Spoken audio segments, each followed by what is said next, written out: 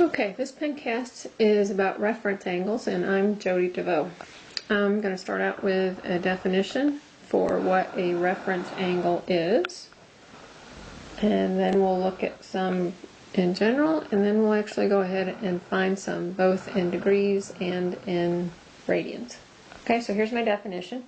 A reference angle is the acute positive angle formed by the x-axis and the terminal side of an angle in standard position. Okay, reference angle is acute positive. It's formed by the x-axis, always the x-axis, never the y-axis, and the terminal side of an angle in standard position. So let's kind of get a feel for what we're talking about here. For example, suppose I have this angle A in standard position. Remember that standard position means that the vertex of the angle is at the origin. The initial side lies along the positive x-axis, and then the terminal side where the angle ends. Okay, so suppose then this is my angle A. So if that's angle A, then the reference angle that goes with angle A is the acute positive angle formed by the x-axis and the terminal side of the angle. So this side here, this is the terminal side, and I'm looking for the angle formed by the terminal side and the x-axis, and again always the x, not the y-axis. So the reference angle then would be this angle here that's formed by the x-axis here and the terminal side. So it's this angle right here. That's the reference angle. I'm going to call it AREF for reference angle. Okay, so let's try that again. Suppose this time now my angle A, again in standard position, the initial side along the positive x-axis, the vertex at the origin. Let's suppose this time my terminal side, is in the third quadrant. So this is angle A this time. Okay, still the same definition though for what the reference angle is. It's the angle that's formed by the x-axis, so here's the x-axis, and the terminal side. And again, this is my terminal side. Okay, so x-axis, terminal side, so the reference angle is here. Okay, and that's a ref. Okay, this angle here is the reference angle. Okay, so we've done the second quadrant, the third quadrant. Let's go to the fourth quadrant next. Okay, so here's my angle in standard position. Okay, initial side on the positive x-axis, vertex at the origin. Terminal side this time I'm going to put in the fourth quadrant. And the reference angle, if that's my angle A, the reference angle is the angle measured from the x-axis again, always x-axis, and the terminal side of the angle. And I'm going to make it positive, so it's going to go in this direction. So A ref. So important things to realize in this definition, again, are it's always measured to the x-axis, and you're always kind of going to talk about a positive angle here.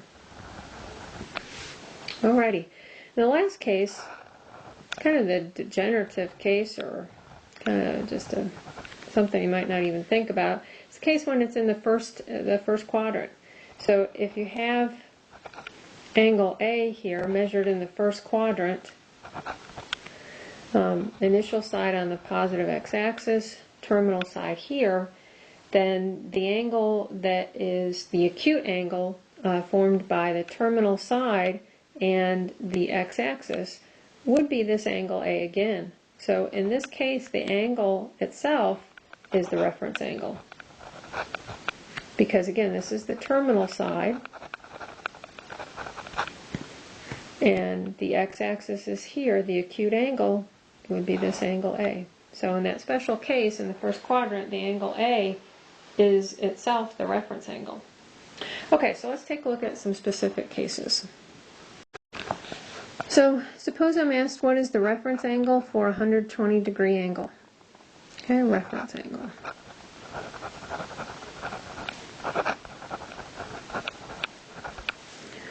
Okay, so first we'll draw in our 120 degree angle in standard position.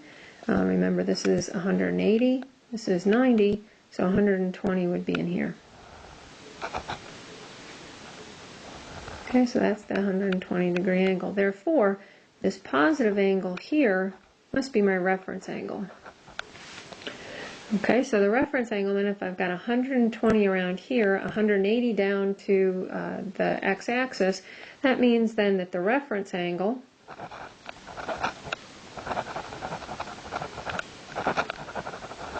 would have to be equal to 180 minus the 120, or 60 degrees.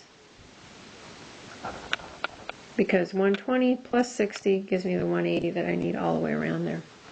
Okay, shall we try that again? How about 230 degrees? Oops, 230 degrees. And again, we're looking for the reference angle. So first step is to draw it. Kind of orient yourself here. Again, that's 90, 180, and 270. 360, of course, back around. So 230's got to be in the third quadrant. So all the way around here is 230. My reference angle, again, is from the terminal side up to the x-axis. So this is my reference angle. So this time, to find my reference angle, I need to know how much past 180 degrees did I go. So I went 230 to get all the way around to this terminal side. The reference angle, again, is measured back up to the x-axis. So I need to know then how much past 180 did I go.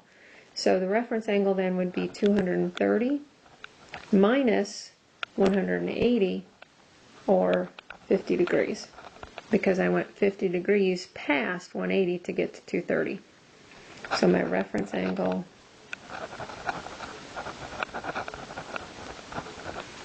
is 50 degrees.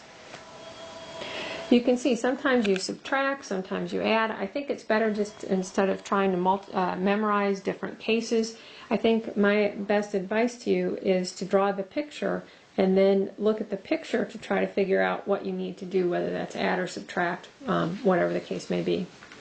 All right, let's try one more with degrees. Let's do 295 degrees. I want to know what the reference angle is.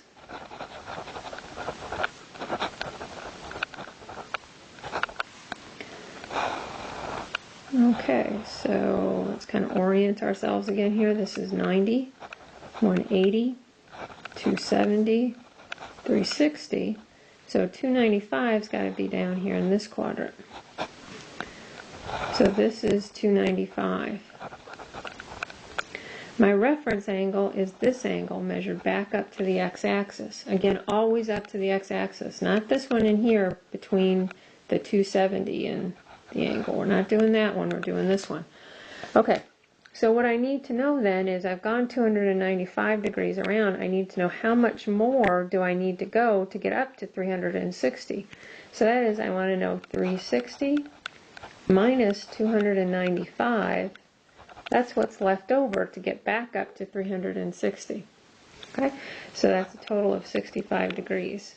Okay, so you can kind of check here, 295 plus my reference angle of 65 should get me back up to that 360. Okay, so my reference angle here is 65 degrees. All right, let's finish this out with perhaps some radian measures.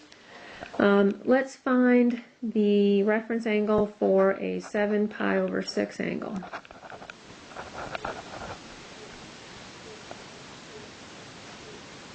So we're looking for the reference angle here.